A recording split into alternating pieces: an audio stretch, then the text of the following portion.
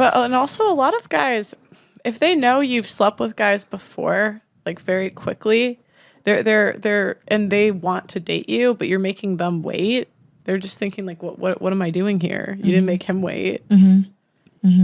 And so a lot of guys get frustrated and just leave because, you know, it's like you slept with 3 guys on the football team. So why on earth am I waiting for this? But then guys will do the same But thing. then that just shows you wasn't serious in the first place. Then that just shows that he was just actually there for sex because No. Tom got it quicker than Harry. No, it shows one, men value purity. So they don't want a girl that slept with a lot of guys. But it's fine for them. But it's fine for them to how do. many. Yeah, because men and women are different. Mm-hmm. Like, it's easy for us. You can walk outside. I could walk outside. But we're all human, no? What? Okay. No, I agree. We're all human. Like, it's not like girls don't want to have sex.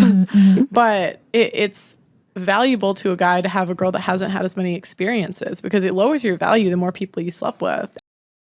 Men don't like promiscuous women. Men don't like women with high body count. Deal with it. It's quite common for women in our modern society to have had more lovers than the number of chairs in your living room. As for myself, I'm what you might call a slow burner. I prefer to take my time when it comes to getting intimate with someone. In fact, the only type of woman I'd be willing to get involved with is someone who has also been abstinent for a significant period of time. Because let's face it, who needs experience when you can have awkwardness and fumbling all the way? It's a common jest that you should double the number of sexual partners a woman gives you, then add 3 more, but this truly raises a significant issue. I no longer want to be intimate with any woman who has more than 3 sexual partners. When asked about their past, they can easily lie and say they've had only 2 partners when in fact they've had 22. Watch what she does rather than believing what she says. I hear this expression pretty frequently. Anyway, in today's video, I'll explain what to look for in a woman with a high body count. But let me first tell you Sam's story. Hey there, I'm Sam, and I'm a Christian who's saving himself for marriage. My girlfriend, on the other hand, had some extracurricular activities before she met me. And let's just say that her body count wasn't exactly the same as the number of fingers on my hand. I found out about it when one of her friends spilled the beans at a party we attended. But hey, I'm not one to judge. I mean, I've been saving myself for the right person, and she's been, well, doing her thing. So I finally met my girlfriend's dad, and let me tell you, he grilled me like a piece of steak on a hot grill. He asked about everything from my education to my job to my achievements. And just when I thought it couldn't get any worse, he asked me how many women I've been with. I guess he's trying to protect his daughter from players, but come on, man. I'm a gentleman. I told him I'm waiting till marriage to have sex, and he asked if I wanted to be with someone who was doing the same. Well, yeah, that's kind of the whole point. But then he drops the bombshell. My girlfriend isn't suitable because she's had sex before. I mean, seriously. After all those years of telling me she's waiting for marriage, turns out she's been around the block a few times. Talk about false advertising. Now, I feel like she's wasted my time and misled me. But hey, at least I got a free dinner out of it, right? Well, talk about awkward. Our dad's questioning me about my love life is bad enough. But then my girlfriend's face flushes, and she's suddenly explaining how she did it before we even started dating. I mean, was that really necessary? And now I'm even more confused than ever. I can't trust her to be honest with me, which means she could be doing it with someone else while we're together. Not that I'm not tempted, mind you, but I'm trying to follow what the Bible says.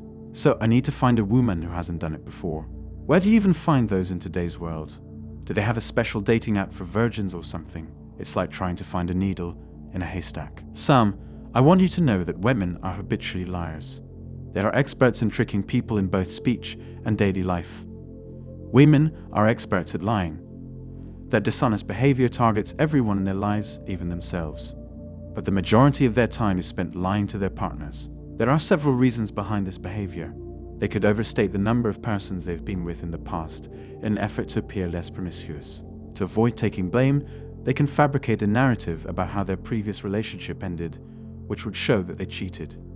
There is a long list, but the main cause of women lying to their partners is cheating. Well, Sam, it's tough to find a woman who hasn't had sex these days. It's like searching for a needle in a haystack. Don't worry, I have some tips for you.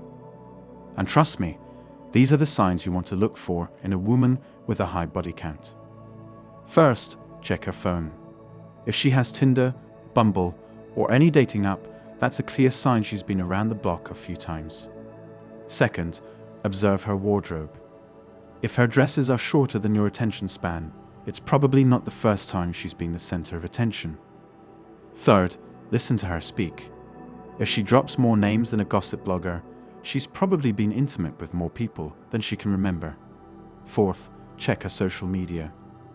If she has more followers than Kim Kardashian, it's highly likely that she's been caught in some compromising positions.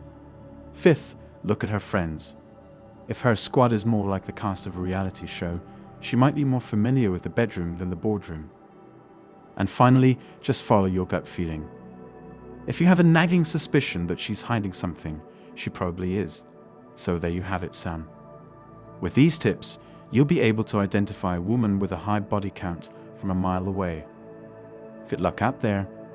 What other signs should Sam look out for? Let me know in the comment section. And that's a wrap on another episode of Manhood, where we give tips on how to avoid women with high body counts. If you're a Sam out there, hoping to find a pure virgin to marry, then I hope this episode has given you enough red flags to look out for. But let's be honest, finding a woman who hasn't been with anyone before in this day and age is like finding a needle in a haystack. Anyway, don't forget to hit that like button if you enjoy our content, and subscribe to our channel for more helpful dating advice. And if you're feeling generous, feel free to donate to our PayPal or Cash App accounts, because let's face it, we need all the help we can get. Until next time, stay safe out there, and may the odds be ever in your favor.